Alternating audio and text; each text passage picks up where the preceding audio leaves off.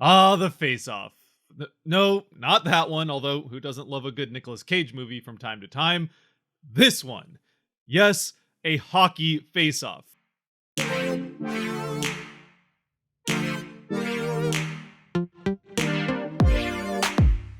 On the face of them, face-offs are pretty simple. It's just when the two teams line up after a stoppage and one of the officials, whether that's a linesman or referee, can be either one, drops the puck between one player from each team, and the one with the fastest reflexes wins back possession for their team as play gets going again. However, if they were actually that simple in practice, which they often are in, say, beer leagues or kids' leagues, but aren't at higher levels, especially the NHL level, faceoffs tend to be past icing and offsides once people kind of get the hang of those, as well as why players go on and off the ice so much. Faceoffs tend to be the next thing I get the most questions about, whether it's why the faceoff happens in a certain area, how they choose which guy takes a faceoff, but especially why certain players get thrown out and why it takes so long to drop the puck sometimes. And since we're here to teach people about the NHL and how it works, this next NHL 101 video, well, it has to be a whole video just about faceoffs. Now, as for the where and when parts, fortunately, even at the NHL level, those are still pretty straightforward. There are 9 faceoff locations on an ice hockey surface, the biggest and most noticeable being at center ice, which is where the starts of every period, including the start of a game, as well as after every goal takes place. There are other reasons the center dot gets used as well on occasion, like, for example, if an icing is determined to have been improperly called by a linesman, they'll go to center ice more often than not, rather than going right back down to the other end like they would for a normal icing. Along with the dot at center ice, there are also 4 other faceoff dots in the neutral zone, the area between the two blue lines, which are more towards the corners of that neutral zone and closer to those blue lines. These ones tend to mostly be used for offsides, and whenever there's a stoppage of play in the neutral zone, whether that's a hand pass or a puck that's gone out of play, the faceoff will happen at whichever dot in the neutral zone, which could also be the one at center ice, that is closest to where that stoppage happened. Again, if the puck goes out of play, it's usually one of the ones along the side in the corners of the neutral zone. But it's certainly the other 4 faceoff locations that get used by far the most, at least in the majority of games anyway, if not pretty much every game.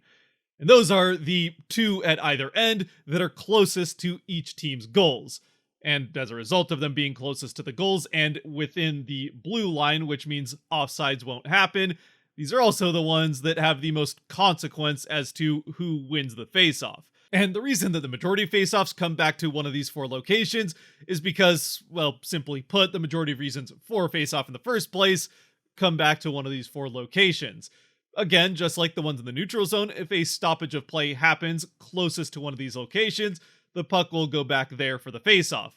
which could include a puck going out of play like in the neutral zone, and that most often happens along the boards behind the net when it goes up into the netting that's at the top of the boards behind each team's net, but also could include a stoppage of play when a goaltender makes a save and freezes the puck. But there are plenty of other reasons as well, like, for example, icing. When a team ices the puck comes back down to one of these locations in their end of the ice, and whenever a team commits a penalty, the start of the power play, or I guess for them, penalty kill, happens in the team that has to kill off the penalties end of the ice. Or I guess maybe a better way of saying that is that every power play starts in the offensive end for the team that's on the power play. And in those cases of the faceoff happening because of an icing or penalty, the team that's in the offensive end gets to choose which one of those faceoff circles they want to take the faceoff in, due to usually whichever is the strong side of the player taking the faceoff. Again, there are plenty of other reasons for faceoffs to happen as well, but we would spend way too long going over each and every one of them, and at that point I don't know you'd be getting much out of them, because these are certainly the most common ones and the most relevant ones when you're watching a hockey game and trying to understand it for the first time. And I suppose in that vein it might also be worth mentioning one last little aspect of the location of the faceoff dots, and that is that the 8 that are along the sides or either side of the rink, 4 on each side, do line up in a line going up and down the rink. So whenever you hear a commentator or maybe a coach or player in an intermission say something along the lines of keeping play between the dots or outside the dots, that's what they're referring to, is keeping play inside those two lines of where the dots line up, if that makes sense. So now that we've covered when and where faceoffs happen, let's talk about how they happen, and specifically how players and teams set up for a faceoff, where players go, and how they're supposed to stand in those spots.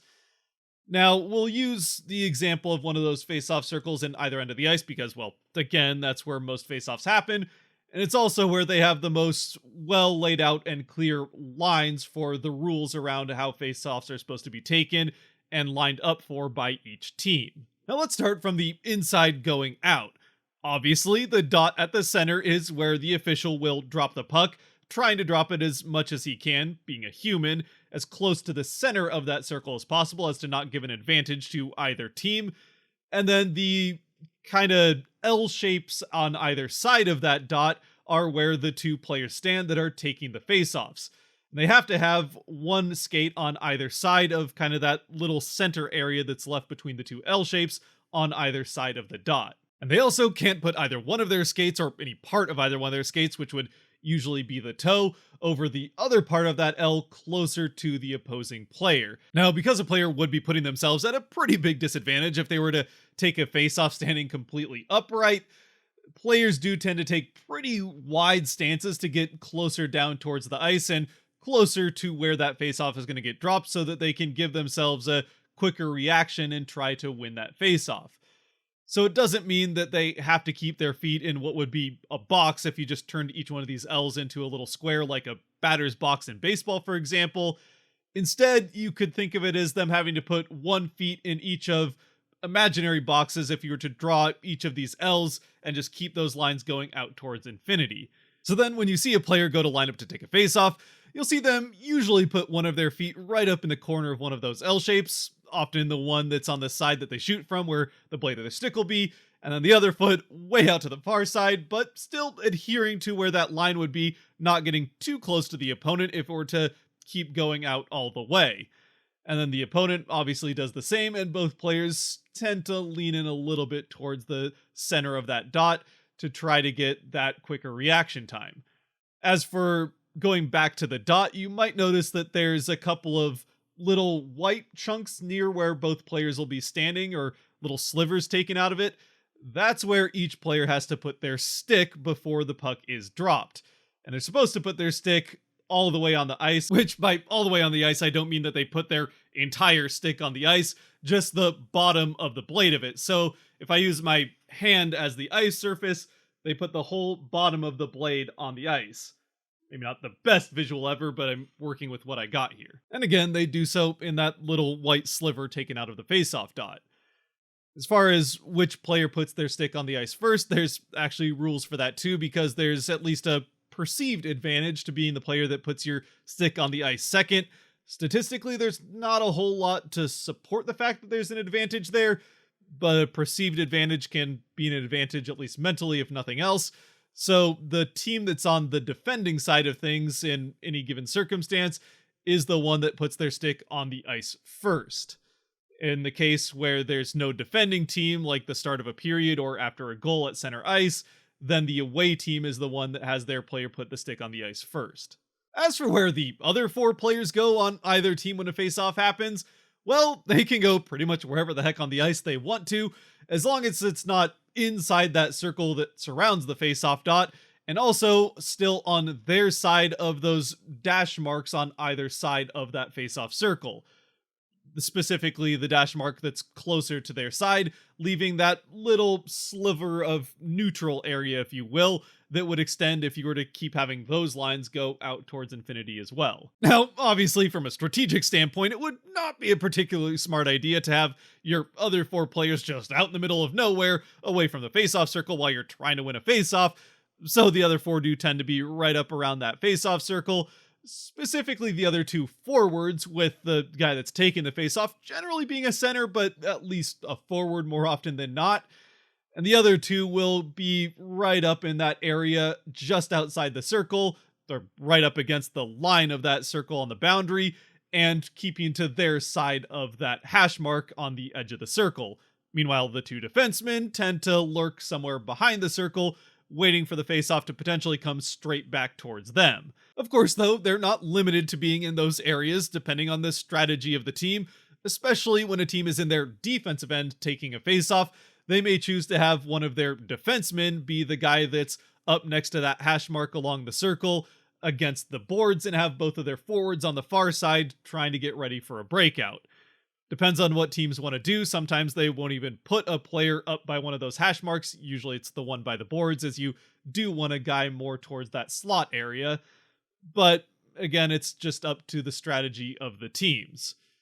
And finally, one last thing worth mentioning when it comes to the setup and getting ready for a face-off, whether it's the players on either side of the circle or the two guys taking the face-off in the middle, no opposing player is allowed to touch one of their opponents before the puck is dropped. Which, as we'll get to, is one of the reasons that things get a little bit complicated with face-offs, as opposed to how black and white the rules actually tend to be. Oh, and I do think I forgot to mention that there's also a 5-second limit for teams to get lined up once the official has signaled that he's ready. So if a team takes too long to line up for the face-off, that can also result in their guy getting kicked out. But that usually just refers to the guy who's skating up to take the face-off himself. And yes, some of our eagle-eyed viewers might have noticed that the full face-off circle and all those lines around the face-off dot are only present in those 4 face-off dots that are in either end of the ice, and the ones in the neutral zone have no lines around them whatsoever. The one at center ice does have the circle around it, but none of them have the extra little dash marks and L shapes around it. And that's not because the rules don't apply there, it's just because, well, the ones in the neutral zone outside of the center ice one, the other 4, didn't actually exist at the same time as the other ones. Those were added in a little bit later, because up till a certain point, they just did face-offs wherever they felt the play had stopped, and they would just line up and do it there. So there just really isn't the room to put a whole nother circle and dash marks there. Meanwhile, the one at center ice, well, again, the logo's there, so you don't want to put a bunch of little weird L things there. And then while they don't have the little dash marks on the side, they just use the center ice line as that neutral zone that the players aren't allowed to go into from either side. And if any one of those rules is broken by any one of the players, whether it's the guys actually taking the face-off or one of their teammates out along the side of the circle, that's when you can have one of those guys get kicked out of the face-off and replaced by one of their teammates. As far as who replaces them, that's totally up to the team that has to replace the guy in the face-off circle. But that call is made by either the official, most often the official that's dropping the puck, or even can be made by one of the officials on the outside who are keeping an eye on those guys along the outside of the face-off circle. Now, as anyone who's watched an NHL game knows, we see guys get kicked out of the face-off circle all the time because players are trying to find those advantages and push the boundaries of the rules just a little bit. But you don't very often see a second guy get kicked out, at least not from the same team. Anyway, you will occasionally see one guy from each team get kicked out, but not that second guy from the same team. That's because if a second player from the same team on the same faceoff does get kicked out, that turns into a minor penalty against that team for delay of game, and then they go to the penalty kills, so it's usually in the best interest of that second guy entering for his team to be on his best behavior so he doesn't put his team a man down. Now, there is the fact that we very frequently see one guy get kicked out, but very rarely see a second one get kicked out, even with guys still kind of pushing the boundaries of those rules a little bit, that might raise eyebrows a little. And that kind of gets us into how face-offs actually happen. And that's because although all of what we've talked about so far is how face-offs are supposed to work by the rules, which again, pretty black and white, how they actually work, well, it most of the time just seems like the face-off is the little world of the official, whether that's a linesman or official, and I guess especially in the case of a linesman who doesn't normally get to call penalties, that's their little world that they get to control and just decide what the heck they want to have happen, depending on their mood or direction of the wind that day, how they walked in the arena, what they had for dinner. I don't know, it doesn't really seem to have any rhyme or reason. It's just up to the official how they want to call that face-off and how they want it to go, at least when it comes to who they kick out and when they drop the puck. Now, sure, maybe that's a bit of an exaggeration. After all, it's not a totally lawless land around the face-off circle every time a face-off happens, but it does have to be said that those rules around a face-off do seem like they're treated more like guidelines than actual rules. Certainly with some of the rules being taken a little bit more seriously than others. For example, around the face-off dot specifically, the guys taking the face-offs do tend to have to keep their feet pretty well within those areas they're supposed to, and also do have to do a pretty good job of not touching each other. Meanwhile, out by the ends of the face-off circle, while the guys, especially along those hash marks, aren't supposed to be touching each other either, or inside those hash marks, or even inside the circle itself, you will constantly see guys drifting inside the circle before the puck is dropped, especially the guys behind the official dropping the puck, and almost always touching each other, and heck, sometimes even borderline fighting each other before the puck is actually dropped. Sometimes the official says, hey, enough of that, gives them a warning. Sometimes he even kicks out the guy that's on the team of the one he feels like is the more aggressive between the two. And sometimes he just lets them go at it and drops the puck and just sees what kind of chaos ensues. And look, from a player perspective, again, these guys are trying to get every possible little advantage they can for their team to win that face-off. So obviously they're going to push the boundaries as much as they can and try to get away with as much as they can to try and win that face-off. So as long as whatever official or the team of officials continues to let them press those boundaries, skate up towards the face-off before the puck is dropped, push each other around, then, well, they're going to do it because it could give their team that advantage. So if you're newer to the game, and presumably you are because you're watching this video, and then you go and watch a game afterwards and wonder why guys are able to go so far inside the face-off circles, or when there's the ones that don't actually have the circles around them on the corners of the neutral zone, how they're allowed to get so close to the face-off, well, again, it's because the officials are letting them do that.